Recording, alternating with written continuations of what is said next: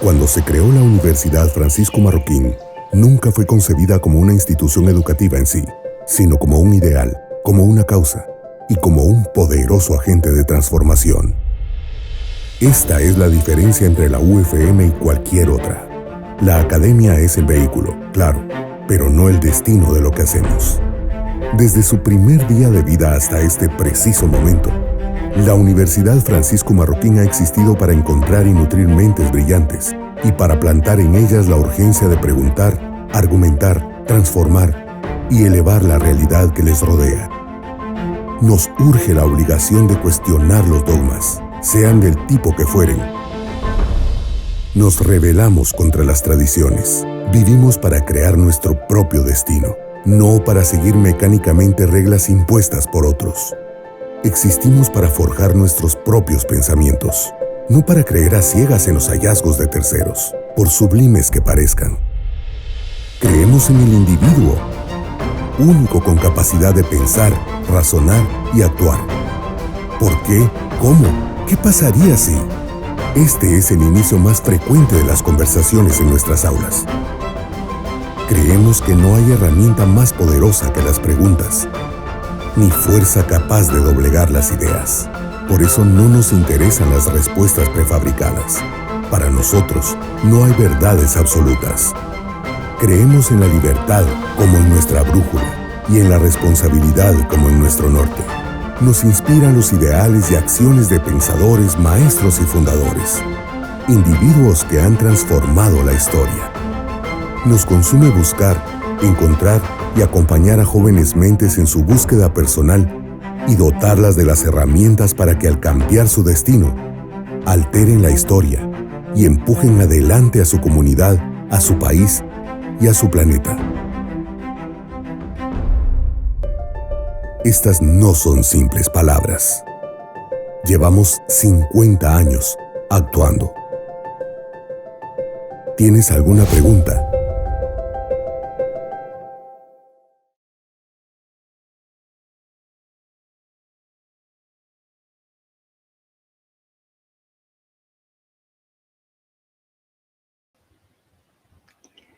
Les doy la más cordial bienvenida a la UFM Talk, cómo la Guerra Fría nos encendió en patrio ardimiento.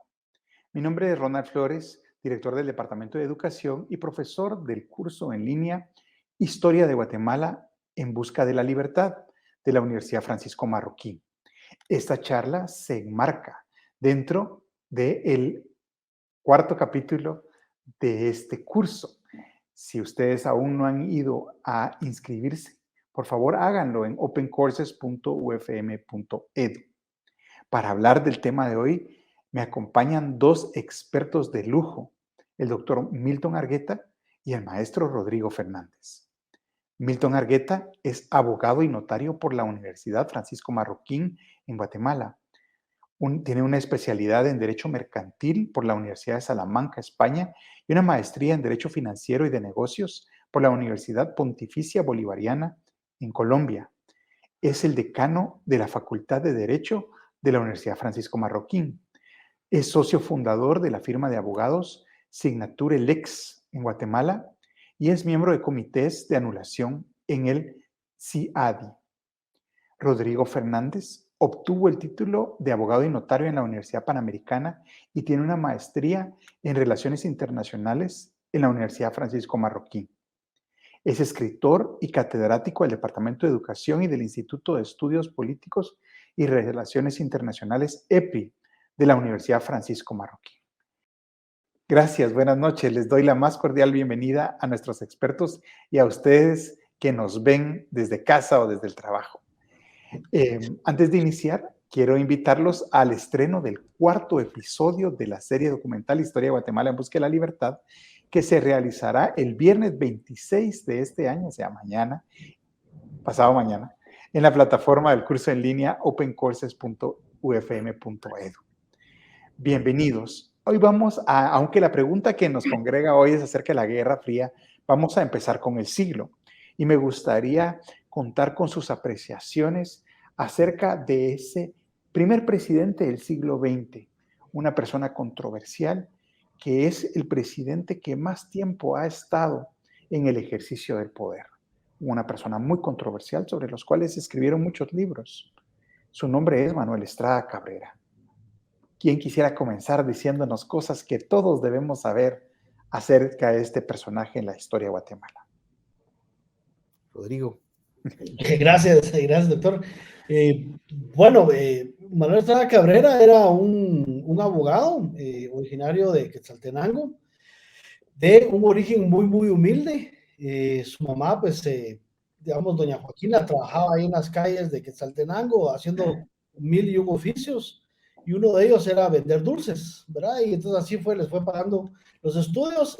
Don Manuel entonces estudia Derecho, se gradúa de abogado, y pues hace una carrera en los tribunales de Occidente, se hace muy buena fama, tenía fama de una persona muy audaz, y luego lo va a demostrar bastante bien, y era una persona que le gustaba mucho el derecho procesal, y ahí iba enredando las cosas, y tanto que ahí uno de sus detractores dice que todo fusilado se iba con su expedientito bajo el brazo, ¿verdad? Entonces era una persona como muy formal en el término digamos, del derecho, y que no dudaba, obviamente, en retorcer una norma, pero siempre había una justificación jurídica para digamos, para las cosas que hacía.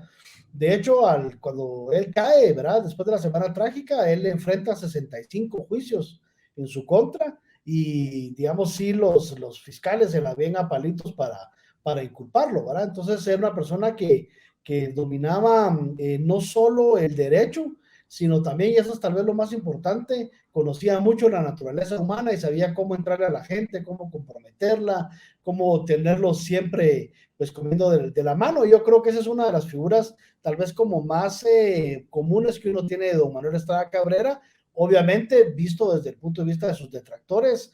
Hasta la fecha, pues yo desconozco si hay algún defensor, han salido un par de libros defendiéndolo, digamos, durante el tiempo, pero básicamente ese es, digamos, como un esbozo muy general que yo me atrevería a dar de don Manuel Estrada Cabrera.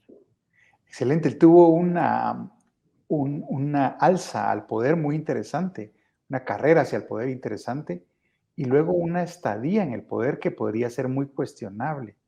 No sé de qué aspecto nos quiere hablar Milton, si de su ascenso o su estadía y cómo logra retorcer la ley para poder ser reelecto.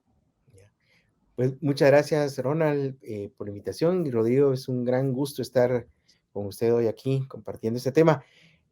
Pues tan es como novelesca su periodo presidencial, que es la trama de una novela que gana el premio Nobel, que le permite a su autor ganar el premio Nobel, ¿verdad? Estamos hablando obviamente del señor presidente. Y todo comienza con el ascenso, la forma en que él llega al poder, ¿verdad? Cuando muere asesinado el presidente Reina Barrios, en esa numerología trágica que destacaba aquel escritor e investigador Héctor Gaitán, ¿verdad? Que muere el 8 de febrero a las 8 de la noche en la 8ª calle frente a la casa número 8, ¿verdad? Asesinado por Edgar Solinger. Entonces el Consejo de Ministros está reunido ante la noticia del asesinato, del magnicidio, y no saben qué hacer. En Exe Pericles, en donde se recrea muy bien esa escena, a todos se les olvida que ya hay un designado a la presidencia. Estrada Cabrera, que aparentemente había caído en desgracia porque primero lo mandan a Costa Rica y después lo regresan aparentemente sin ningún cargo oficial alguno, se entera, y con esa presencia de ánimo, esa frialdad de carácter que tiene, irrumpe en donde está el Consejo de Ministros y les dice: yo soy el primer designado a la presidencia, a mí me tienen que nombrar. Y hay ahí una discrepancia. En algunos libros que he consultado, hay afuera un militar, no recuerdo cuál es el nombre de él, tal vez Rodrigo usted recordará, pero el militar sabía que él era el primer designado. Entonces cuando él entra a la sala antes donde están reunidos, se cuadra y le dice: señor presidente. Y eso es como que el espaldarazo para que entre ahí y diga: yo soy el presidente, y nombra, según ese libro, como encargado del secretario de Defensa a ese militar que lo acompaña. Y luego va a ser un periodo presidencial en donde concurren muchas cosas que yo creo, Ronald, y lo digo, no vuelven a aparecer de manera conjunta en ningún periodo de la historia del país. Está el magnicidio, hay una terrible erupción volcánica, hay una guerra contra El Salvador, hay 2 atentados presidenciales de 7 que él mismo dice que sufrió. En fin, muchas cosas en un periodo de 22 años. A mí me parecía importante empezar con él, aunque el tema sea la Guerra Fría, porque nos permite un preámbulo del estilo de gobierno que buscamos después, de estabilidad, aunque no necesariamente con amplia base social, sino que se privilegiaba el modelo de sostenimiento por la fuerza o por los golpes de audacia. Y él obviamente termina muy enfrentado con la gente lo destituye después de la Semana Trágica, pero lo que me gustaría resaltar es un poco de la continuidad del modelo de gobierno de un presidente fuerte, basado en un aparato represor muy bien establecido y que no siempre goza de toda la simpatía. Y eso lo vemos en Estrada Cabrera y en Jorge Ubico, porque Estrada empezó muy bien y por eso es que duró tanto tiempo. La bienvenida se le agotó no tan rápido. Y Jorge Ubico también es lo mismo, ¿verdad? La gente realmente se vuelca a apoyarlo en su primera candidatura. Pero ambos también retorcieron las leyes de tal forma que fueron reelectos más allá de su periodo original. Entonces, por eso es que estamos empezando con ellos, porque nos lleva a un ambiente de enfrentamiento, no necesariamente de reconciliación, ¿verdad? Entonces, me gustaría si podemos hablar brevemente de la Semana Trágica y tal vez un poco de esa década de presidentes que sí respetaron hasta cierto punto sus periodos constitucionales y por lo tanto son varios en una década. Así que tiro la motivación para que hablemos de ellos, lo que ustedes quieran, para tocar esos puntos. Gracias. Tal vez yo con el permiso del doctor Argueta.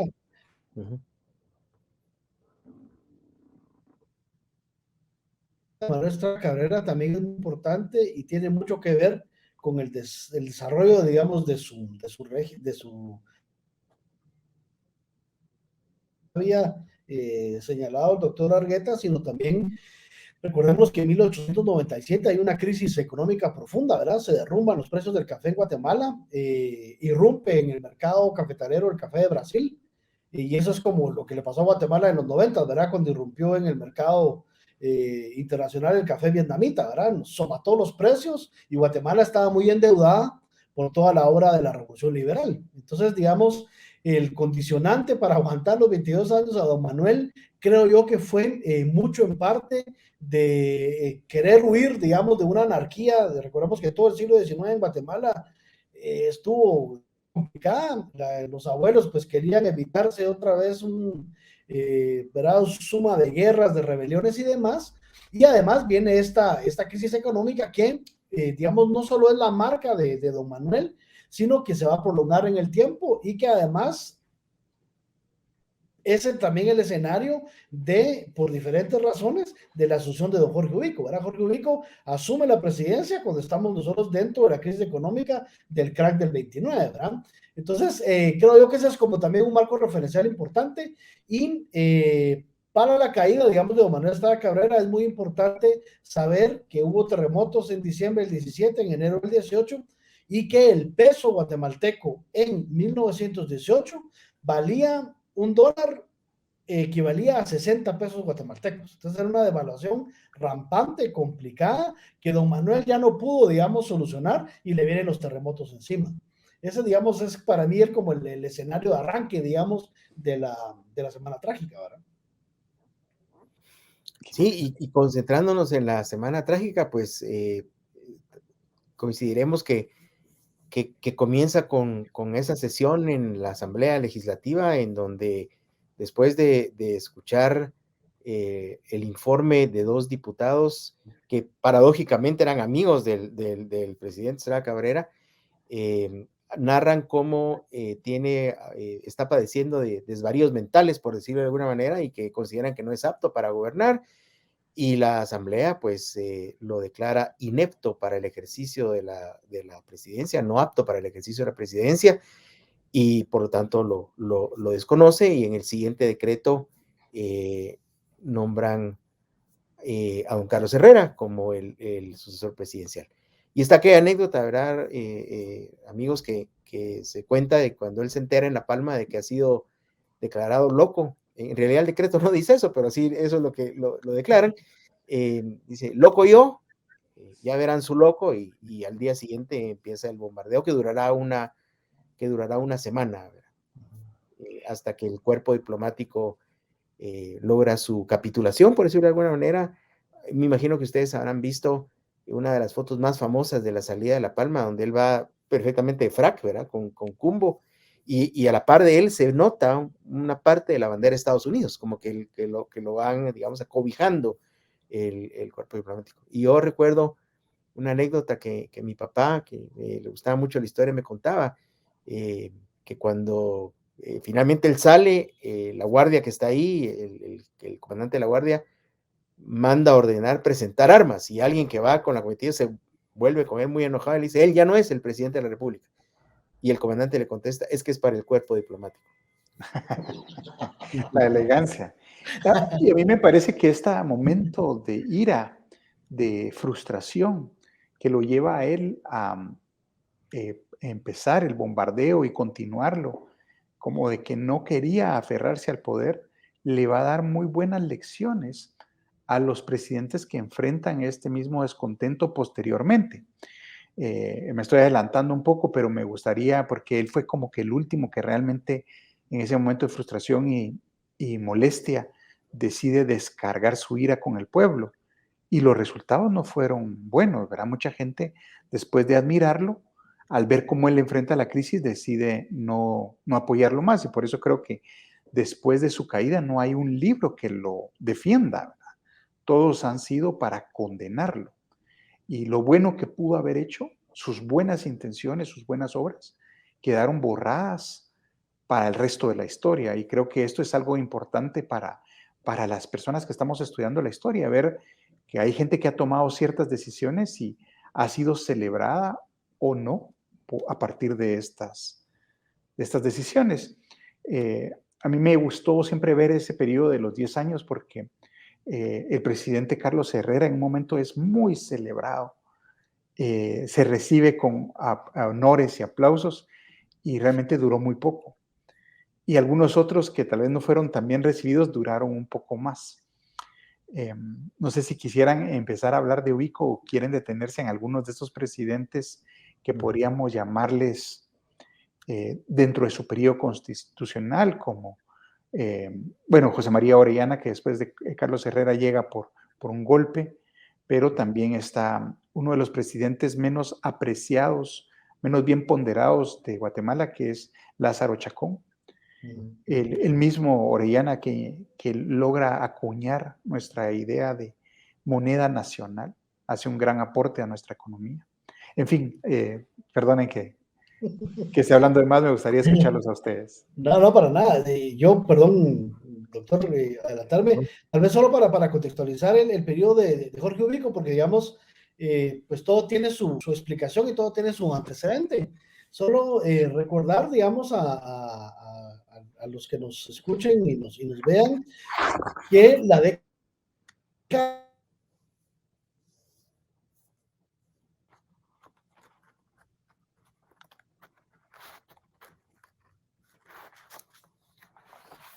mismo don Manuel Estrada Cabrera se da por una unión entre los obreros y, digamos, las clases medias y altas de Ciudad de Guatemala. Recordemos que para conformar el Partido Unionista hay una liga obrera, ¿verdad?, que se une con, digamos, los liberales no extracabreristas que quedaban, y ellos son los que provocan la caída de don Manuel Estrada Cabrera. Sin embargo, cuando cae don Manuel Estrada Cabrera y don Carlos Herrera como primer designado, y luego, ¿verdad?, él convoca electo muchas veces de que don Carlos Herrera fue electo democráticamente presidente de la República, la alianza entre los obreros y la clase alta obrero que se va radicalizando. Y hay una anécdota que a mí me pareció muy interesante cuando yo la encontré, y es que el 1 de mayo de 1927 se celebra por primera vez el Día del Trabajo en Guatemala, y se hace un gran desfile de obreros y de obreras en Guatemala, que bueno, había que explicar que no eran obreros como proletariado, ¿verdad? Teóricamente elaborado en los libros marxistas, sino era una característica muy especial en Guatemala. Eran obreros pero propietarios, muchas veces eran incluso personas que tenían un taller de costura, un taller de albañilería, que contrataban a otras personas, y estos se consideraban a sí mismos obreros y crean una liga obrera. La cuestión es que el 1 de mayo de 1927 se hace una gran celebración del Día del Trabajo. Hay una marcha que empieza, unos empiezan a marchar desde la Simeón Cañas, otros desde el extremo opuesto de la Sexta Avenida, donde estaba la iglesia del Calvario antes, en la 18 calle, y confluyen en el Parque Concordia, hoy llamado Parque Enrique Gómez Carrillo, en la Sexta Avenida y 14 calle de la zona 1. Se dan discursos, se cantan canciones, se canta la Internacional, y en algún momento a alguien se le va la mano y bajan del Parque Parque Concordia, arriban la bandera de Guatemala y suben la bandera de la Unión Soviética. Y en ese momento,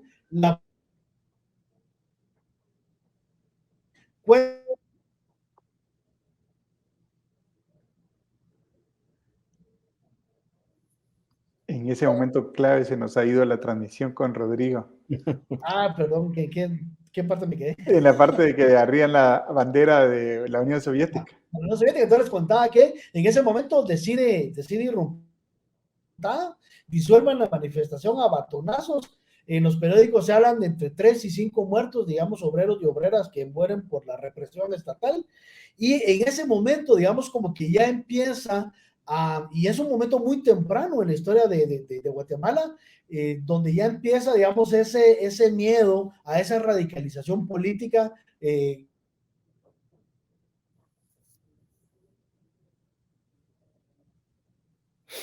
Ok. Mientras regresa Rodrigo, les recuerdo que pueden participar con sus comentarios y preguntas a través del chat en las redes sociales donde estamos transmitiendo. No sé si ya regresé. Ya regresaste, Rodrigo. Rodrigo, muchas gracias por ese dato. Yo no sabía de esa manifestación. Qué interesante. ¿Qué año fue, dijo usted? Si mi memoria no me falla, es en 1927. Y eso hace, digamos, que se radicalice la situación política en Guatemala en adelante. Ya, digamos, digamos un momento previo también de radicalización que explica el golpe de don Carlos Herrera es la fundación del Partido Comunista Centroamericano, capítulo.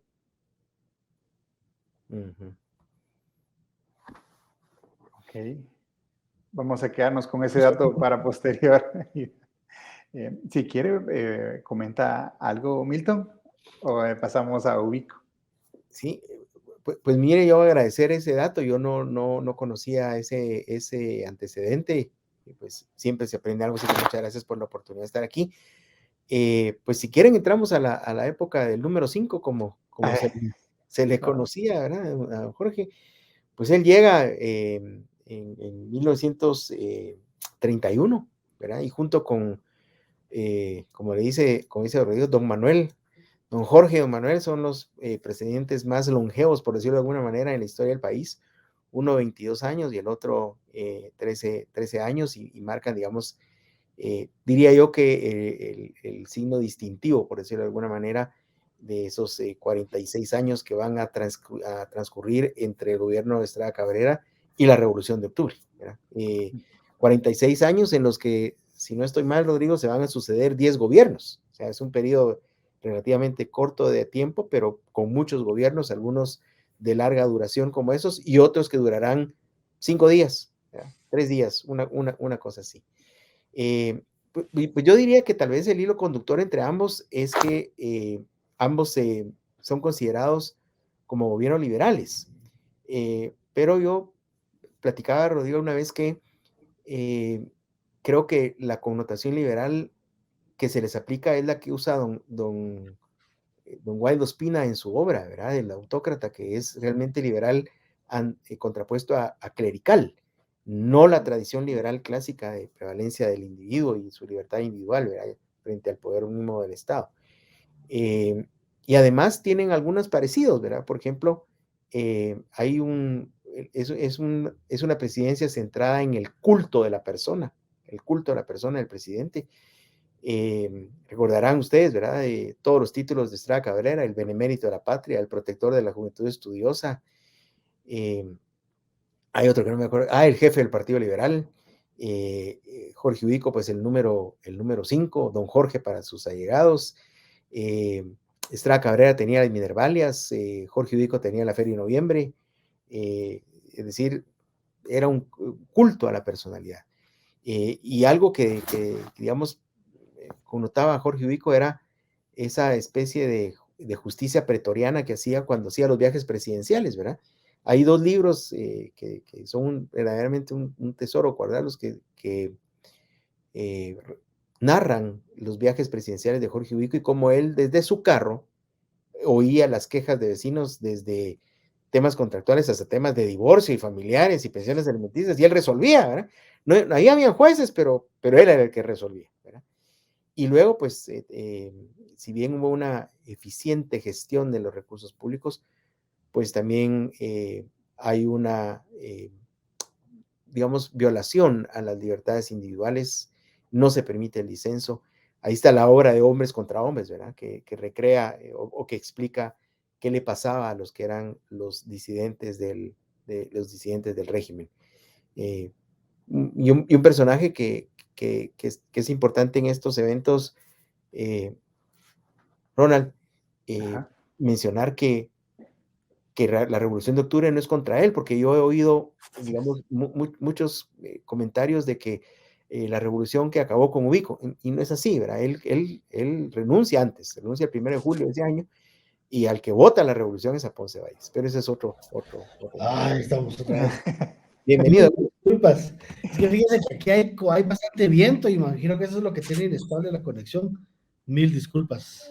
Y fíjate que estábamos hablando justo del inicio de la caída de Ubico, y que te hayas caído creo que es auspicioso. A mí me gustaría hablar con ustedes un dato, porque ya entrando en materia, la Guerra Fría es lo que sigue a la Segunda Guerra Mundial. Y Ubico fue de alguna forma nuestro Roosevelt al inicio, ¿no? En el sentido que un presidente que Roosevelt fue electo 3 veces, o más bien electo una vez y reelecto 2 para 3 periodos. Y a partir de esa continua reelección, Estados Unidos modificó sus leyes para que solo se pudiera ser electo y reelecto.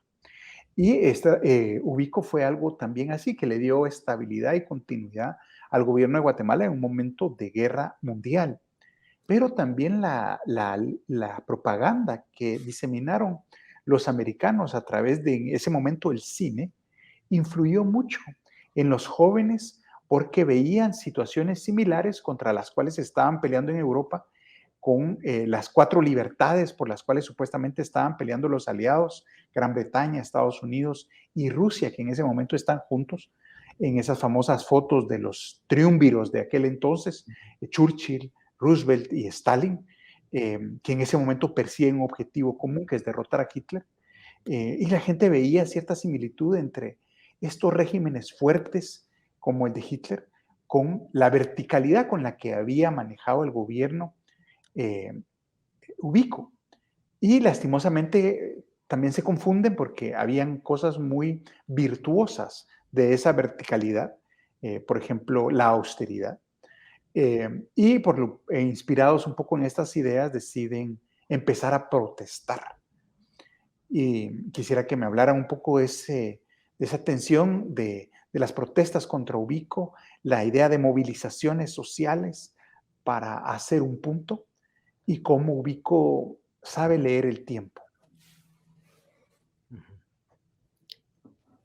Rodrigo. Gracias, vamos a ver si no me quedo a medias otra vez. Esperemos que sí. digamos ahí, el tema con Jorge Ubico, que como figura, digamos, de gobernante es muy interesante porque en realidad todos los que luego van a decir que lucharon en la revolución y demás fueron ubiquistas, ¿verdad? Incluido Miguel Ángel Asturias, ¿verdad? Él integró la asamblea legislativa, ¿verdad? Para permitir las reelecciones de Jorge Ubico. Jorge Ubico en realidad tiene un periodo, yo creo que su periodo, digamos, de 14 años se podría partir en dos. Una parte de la que él es popular, que yo creo que llegaría más o menos como 1939, 40, y cuando ya él empieza a declinar, que va del 40 al 44. En el primer periodo, digamos, tiene mucho impulso y mucha aceptación sus medidas draconianas de ahorro, de contención de gasto, de medidas keynesianas, ¿verdad? De construir carreteras. Hay un dato interesante, Guatemala cuando muere don Lázaro Chacón, ¿verdad? Que le da el derrame cerebral. Guatemala tenía 250 kilómetros de carreteras construidas. Y cuando Jorge Ubico entrega el poder el 1 de julio del 44, Guatemala tiene 11,000 kilómetros de carreteras, caminos, digamos, de diferente categoría, pero digamos una red vial 1000 veces más grande de la que habían dejado todos sus antecesores. Y Jorge Ubico también, digamos, tiene otra virtud, que es que gracias a esos 11,000 kilómetros de carreteras, él mismo consolida la República de Guatemala, que no se había logrado, y además crea un mercado interno que a la par de cuando ustedes se recuerdan que él redime las deudas de finca, ¿verdad? Y prohíbe la famosa herencia de las deudas de finca, él libera una mano de obra que se vuelve una mano de obra vacante. Él crea un mercado laboral en el cual la gente ya no tiene que amarrarse a una finca, sino que queda disponible para cualquier, digamos, trabajo que quieran hacer. Y esto va a tener un impacto grandísimo porque obviamente los gobiernos revolucionarios van a tener ahí un caudal electoral muy importante porque Jorge Ubico no logra, o no, yo no sé si es que no logra o no le da tiempo de terminar su obra de reforma económica para ocupar a esa gente que liberó. Y entonces ya las presiones y que por lo cual don Jorge Ubico se va volviendo impopular es porque la gente empieza a migrar a la ciudad de Guatemala o a otras ciudades, empiezan a crear, digamos, ya condiciones de presión social y aquí es muy importante también en la participación de la clase media guatemalteca, que había estudiado en los institutos del interior del país, vienen a estudiar a la universidad y se topan con que no hay una apertura para ellos poder, digamos, desarrollarse, ¿verdad? Y ese es un poquito como el caldo de cultivo de la revolución del 44, ¿verdad? Que va a estallar de forma tan violenta, y el hartazgo de Jorge Ubico, que no quiere reformas económicas. Él sigue con digamos, llega hasta 1944 con los salarios congelados de 1931. Él salía, y otra cosa que era muy interesante, que le criticaban mucho y se burlaban de él, pero Jorge Ubico sale a partir de 1937 a comprar oro a los mercados internacionales. Y todos le decían que ese era un despropósito, que era una, perdón por el francés, pero que era una mulada. Y entonces él les dice que Guatemala tenía que crear sus propias reservas, después no las quitaron con el convenio de Bretton Woods, ¿verdad? Pero, digamos, es todo un proceso que va a generar la plataforma ideal para que, por ejemplo, Arévalo pueda construir las escuelas tipo federación, para que Arbenz pueda osar si quiere plantear su programa económico de las tres grandes obras, ¿verdad?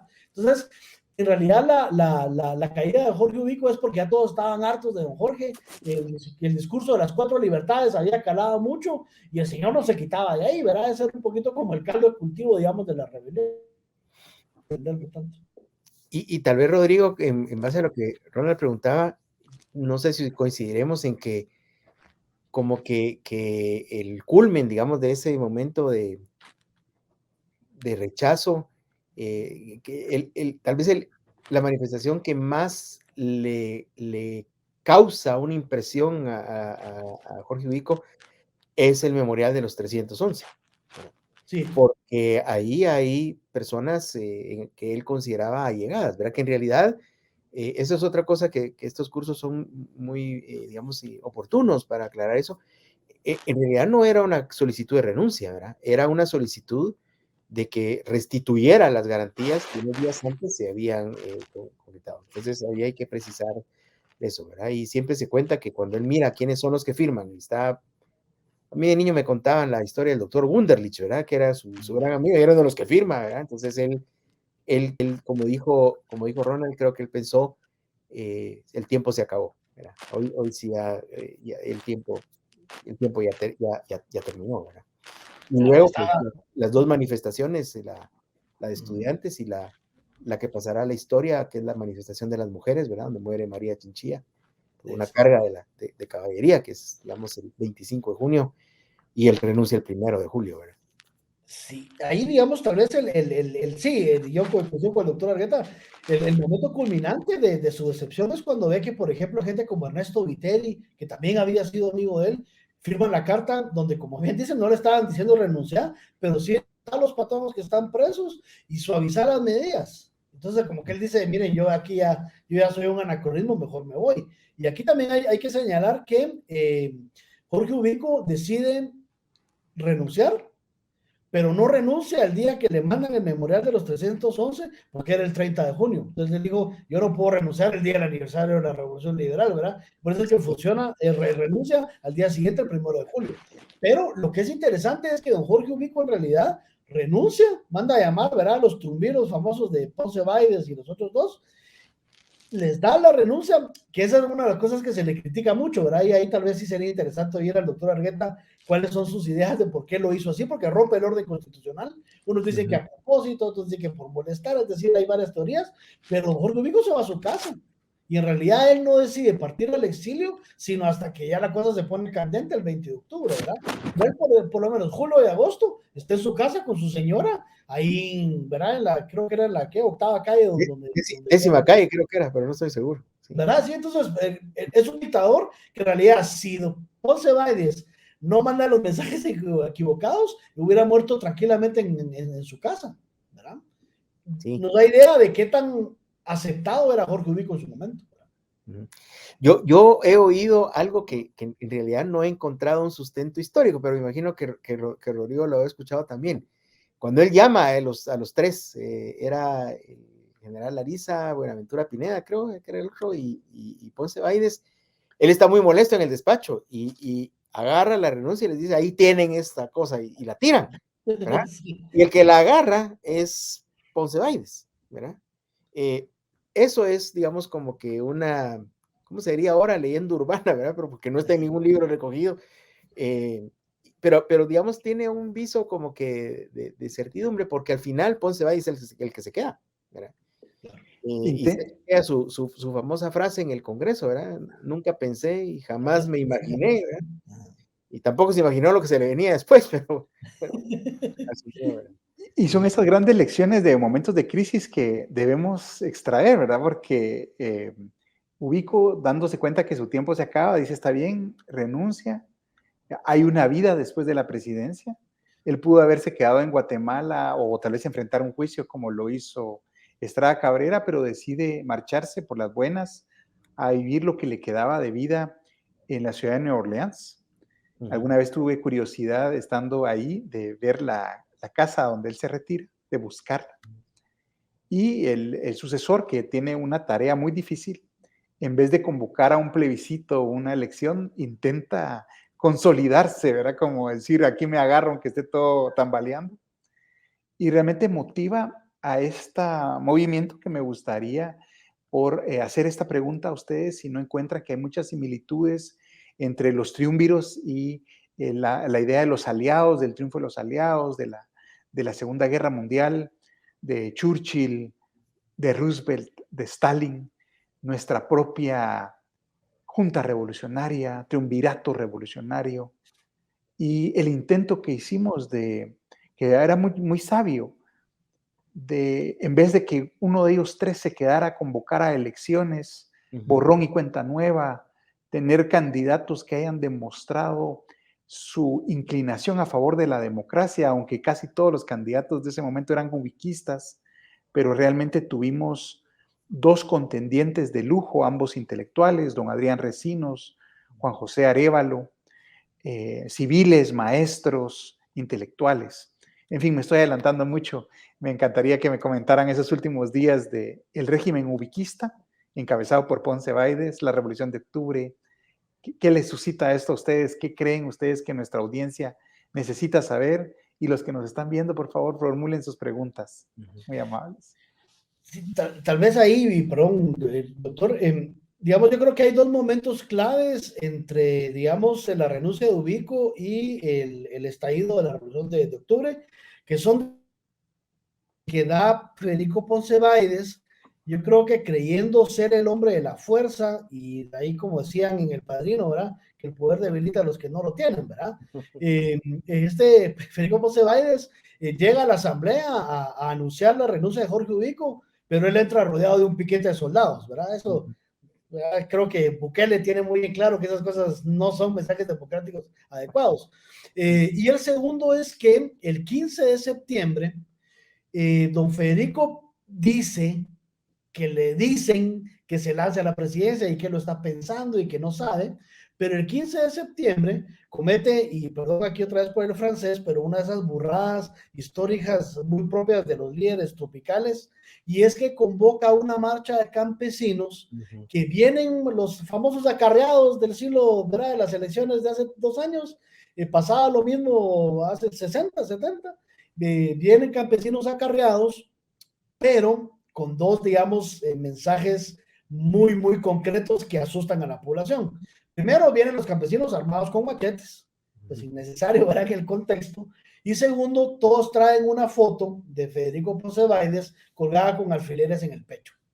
Entonces, un poquito el mensaje es, ¿verdad? O me quedo, y eso es lo que va a generar en realidad la ola de protestas y de conspiraciones que van a terminar, ¿verdad? Con el momento ese, que en realidad que es de pura chiripa. Ellos no se ponían de acuerdo, los conspiradores, de cuándo dar, ¿verdad? El cuartelazo, hasta que matan al capitán, ¿verdad? Francisco Curado, por un error, ¿verdad? Era el día de su cumpleaños, el 20 de octubre, se había pasado de tragos mi coronel ahí en la Guardia de Honor, pasa revista a los soldados y empieza a chicotear a todos. Los soldados se quejan con Francisco Javier Arana, que era un oficial de línea en el ejército, estudiado en el extranjero, ¿verdad? El comandante de la brigada de tanques. Le van a tratar de hablar al capitán Curado. El capitán Curado está en su escritorio, como todo buen militar que se precie, está sentado en su despacho a una hora en la noche. Le llegan a hablar para un poquito como para plantearle las protestas de la tropa. Entran Francisco Javier Arana con otros dos, con un oficial y con un subteniente. El subteniente, como buen patojo, entra con una subametralladora con el seguro abierto. Francisco Curado los oye y les dice que lo que están promoviendo es una insubordinación, que ahí van a ver en corte militar lo que les va a pasar, y se agacha. En el momento del giro que de la discusión, todos creen que va a sacar una pistola. Y le disparan. Y viene el subteniente y lo que hace es que levanta su fusil, lo ametralla y lo mata. Y cuando se dan cuenta, mi coronel lo que estaba buscando era el código militar para leerles el artículo de la insubordinación. Ya muerto el capitán Curado, todos sabemos, ¿verdad? Aunque no seamos militares, lo que implica matar a un superior, y saben que lo que les va a tocar a ellos es paredón de fusilamiento, y echan a andar ya la maquinaria del golpe de Estado. Y aquí le doy la palabra al doctor Argueta, solo para señalar que había un coronel.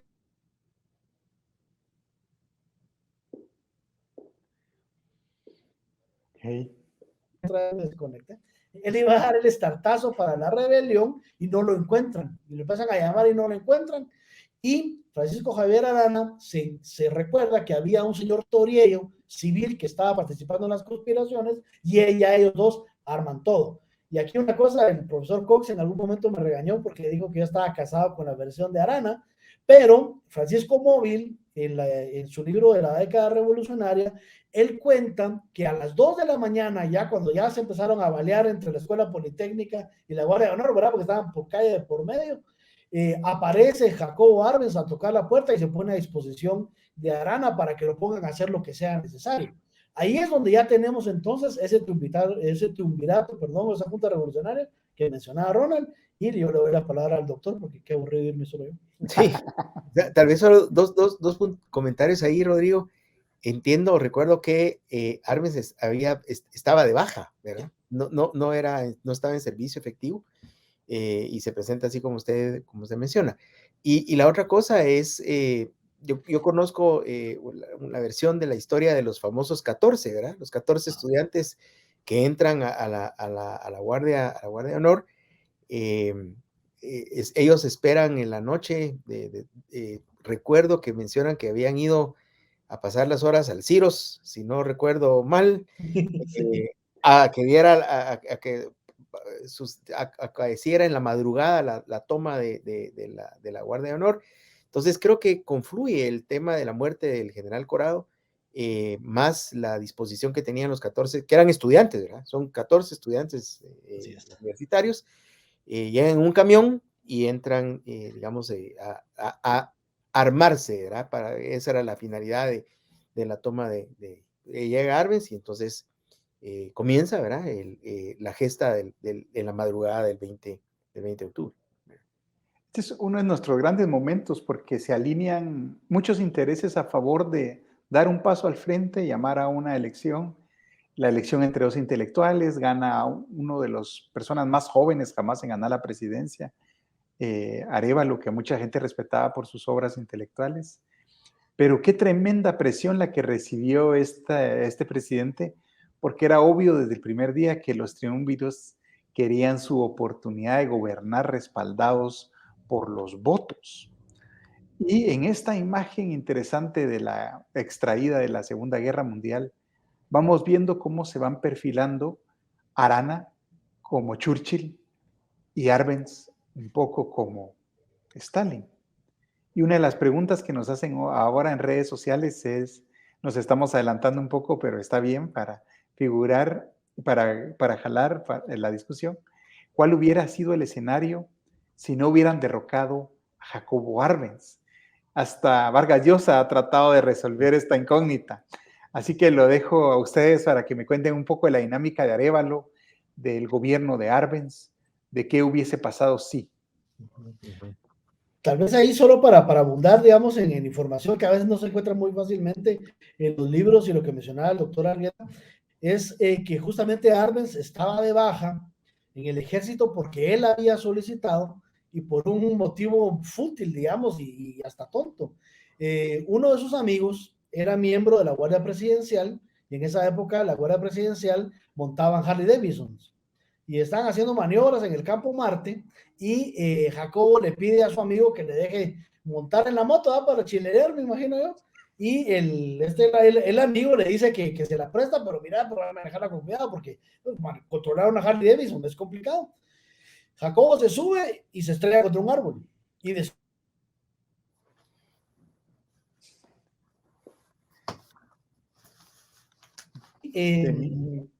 le cobran, si mi memoria no me falla, 5,000 quetzales de la época para recuperar la moto. Y entonces en esa época eran $5,000. Y entonces él decide pedir la baja del ejército para no pagarlo. Y por eso es que él estaba de baja el 20 de octubre. Sin embargo, y eso es un poquito como para explicar, digamos, esa foto planteada de Ronald, cuando el 20 de octubre ya Federico Ponce Valle recibe la famosa llamada de la embajada, ¿verdad? Donde le dicen que le quieren hablar de la embajada, y es Guillermo Torriello, Jorge Torriello, perdón, el que le dice, mire, este arroz ya se coció, mejor renuncie. Había una mitología, y eso creo que lo menciona bien Dardón en su libro de Triunviratos, es que siempre se había creído que el número ideal para gobernar por algún motivo eran 3 personas, para que no primaran los intereses de uno, digamos, con respecto al otro. Entonces, en el caso concreto de la Junta Revolucionaria, tenían, digamos, el liderazgo de Francisco Javier Arana, que era oficial de tropa, que había comandado realmente, digamos, la rebelión del 20 de octubre, porque él, ¿verdad?, saca los tanques a la calle. Tenían el liderazgo de Jorge Torriello, que era el contacto con los civiles, pero Javier Arana tenía una característica, y era que era militar de línea. Él había entrado de soldado raso y había llegado a coronel por puro mérito militar. Y entonces en el ejército todavía no se había logrado, y eso se logra en realidad hasta ya una década después, lograr que todos los oficiales del ejército fueran de escuela, que no se permitiera el ascenso por mérito. Y entonces dicen, digamos, entonces hay dos facciones en el ejército, los oficiales de línea y los oficiales de Uh-huh. Así que, si quieren, empezamos con su intervención, Rodrigo, Milton, mientras regresa Rodrigo. Me gustaría mucho escuchar sus opiniones. Yo quería hacerle una cita voy a mostrarle el libro, ¿verdad? Que hoy se lo mostré a usted en su oficina, ¿verdad? Uniéndola a la pregunta que usted mencionaba, Ronald, hay una frase aquí, dice: no obstante, no fueron las quejas de los directivos de la United Fruit ni las noticias manipuladas que insertaba su Departamento de Relaciones Públicas en los periódicos de Estados Unidos. Lo que llevó al gobierno estadounidense a intervenir fue el temor al comunismo. Y aquí, digamos, empalma con el tema de la Guerra Fría, que es el evento de hoy, ¿verdad? La pregunta de la persona que gentilmente nos está viendo dice: ¿qué hubiera pasado, verdad? Bueno, es difícil decirlo, pero yo creería que si hubiera terminado, es muy probable que se hubiera implantado en el país un régimen comunista, ¿verdad? ¿Cómo nos hubiera ido? Pues hoy es fácil ver las cosas en retrospectiva y uno puede decir, pues habrá que ver cómo les fue a los otros países en donde eso sí pasó y aquellos en donde eso no pasó. Y tal vez darse una idea ahí. Y tal vez mencionar algo que platicamos alguna vez, Ronald, y es que se ha mencionado mucho que tal vez Arbenz por sí mismo no era comunista, pero la gente que lo rodeó, los intelectuales que lo rodearon, en donde ejercía un papel preponderante su propia esposa, ¿verdad? Sí tenía mucha influencia sobre él. Hay un libro que se llama Arbenz y yo, de Carlos Manuel Pellicer. Él menciona precisamente eso, ¿verdad? Y digamos, hay una parte que es un poco despectiva hacia Arbenz, donde le dice, él no tiene ningún sustento intelectual, ¿verdad? Él no tiene ninguna formación académica, él no es un pensador, él es un militar, su carrera es militar, pero intelectualmente en cuanto a temas de política y economía, no entendía. Pero la esposa lo lleva a esos círculos, ¿verdad? Y ahí es donde ellos ven lo maleable que puede ser e influyen y se vuelven, digamos, en una especie de rosca que nutre su pensamiento, ¿verdad? Difícil decir qué hubiera pasado, es especular, yo especulo que hubiéramos terminado así. Pero también un presidente muy de choque, ¿verdad?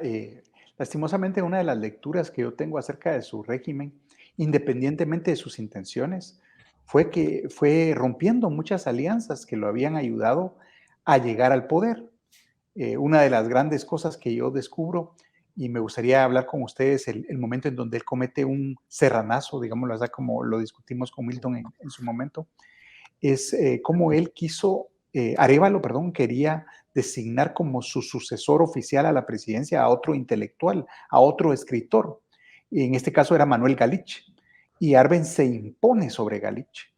Y obviamente, si era una designación de militares, Arana hubiera sido el escogido natural, y Arbenz también se impone sobre Arana. Y ya estando en la presidencia, como que su propósito era radicalizar o enfrentar a muchos sectores. Y así comete muchos actos burdos. Uno de ellos es este golpe a la Corte Suprema de Justicia. Uh-huh. En fin, me gustaría que hablaran un poco de eso como cierre, porque nos vamos a quedar con los orígenes de la Guerra Fría. No vamos a discutir cómo se desarrolla, sino que cómo inicia, ya que nos quedan pocos minutos. Okay. Yo tal vez solo para redondear el doctor Argueta, hay dos libros interesantes, uno de Jim Handy que se llama Revolution in the Countryside, donde él habla precisamente de todo ese proceso de radicalización de Arbenz, ¿verdad? Cómo lo van abandonando todos los partidos, hasta el PAR creo que lo abandona y ya solo le queda el PGT. Y hay un libro de Susan Jonas que se llama Guatemala Plan Piloto para funcionarios del Departamento de Estado, que en algún momento están hablando sobre si en realidad Arbenz es comunista, que es la duda existencial de todos de Guatemala. y el funcionario le dice, miren, es que no importa si eso no es comunista, lo que es definitivamente es un buen compañero de viaje para que el comunismo entre a Guatemala, ¿verdad? Entonces, yo por mi parte, yo creería que el gran pecado de Arbenz era que él quiso jugar a ser un peronista sin tener la habilidad política de Juan Domingo Perón, ¿verdad? Llevar a Guatemala a la radicalización, pero ya no le dio tiempo, como se quedó solo, él no tenía un partido peronista, ¿verdad? El justicialista bien formado atrás, y lo que hace es que se queda solo, y desgraciadamente no logra él dar ese golpe, digamos, de quedarse con una plataforma populista, como creo yo creo firmemente que él era un populista de primera, y se creyó los cantos de sirena, ¿verdad? Pues yo termino la intervención relacionando en un par de minutos ese atentado al constitucional que hace Arbenz, ¿verdad? Que pareciera ser por arte de magia que eso se olvidó, ¿verdad? Que eso nunca existió y ya la gente se lo olvida, ¿verdad? Pero cuando se habla aquí de violación al Estado de Derecho y violación a la Constitución, ese es un caso que se debe estudiar en todas las facultades de Derecho. ¿Qué fue lo que pasó aquí? El decreto 900, que era la ley de reforma agraria, establecía que el presidente era el órgano supremo y ejecutivo de la reforma agraria, establecía como recursos contra las decisiones del Consejo Nacional Agrario para expropiación un recurso revocatoria. Si el recurso revocatorio era declarado sin lugar, conocía en alzada el presidente de la República y él era el que resolvía. Pues resulta que le expropian una finca que se llamaba Las Conchas a una persona X, común y corriente. No recuerdo el nombre, Castañeda creo que era el apellido. Sí me acuerdo que trabajaba en la litografía Byron Sadi como un empleado, pero el decreto 900 tenía establecido los elementos técnicos que el inmueble debía de cumplir para que fuera objeto de expropiación. Y el de él no los cumplía. Entonces, le pide asesoría al licenciado Ángel Valle Girón, que lo tuvimos de conferencista en la facultad, y él interpone recurso de revocatoria diciendo, mire, este inmueble no es expropiable por tales y tales razones técnicas, asesorado por un ingeniero y un agrimensor. Lo pierde, lo elevan al presidente de la República, el presidente de la República lo rechaza, y entonces interponen un amparo por abuso de poder contra el presidente de la República. La Corte Suprema de Justicia, presidida por el legendario licenciado Gerbruger, ¿verdad? Le da por 5 votos, por 3 votos a favor y 2 en contra, le da trámite al amparo y le manda a pedir los antecedentes, como se hace en el amparo, al presidente. Pues fíjense que el presidente, en lugar de evacuar la audiencia, le manda un oficio al Congreso y le dice que él considera que la Corte Suprema no es el órgano competente para conocer y que entonces el Congreso resuelva lo que tiene que resolver. Ese mismo día, el Congreso considera que efectivamente la Corte no tiene por qué resolver y en el siguiente decreto destituye a 3 de los magistrados de la Corte. Más atropello al orden constitucional que eso, pues, bueno, ahora podemos encontrar muchos ejemplos, pero ese es un ejemplo que la gente suele olvidar, ¿verdad? Y efectivamente eso fue lo que pasó. Porque la responde un poco hacia dónde hubiera ido, ¿verdad? Y era un régimen de fuerza, que olvidó las alianzas que lo llevaron ahí y radicalizó una revolución que en un momento fue tanto de la derecha como de la izquierda, de la clase media, la clase alta, la clase baja. Un gran momento de unidad nacional. Hemos llegado al fin de esta charla. Les recuerdo que pueden ver el gran estreno del episodio 4 de la serie documental Historia de Guatemala en busca de la libertad, que se realizará el viernes 26 de noviembre de 2021 en la plataforma del curso en línea opencourses.ufm.edu.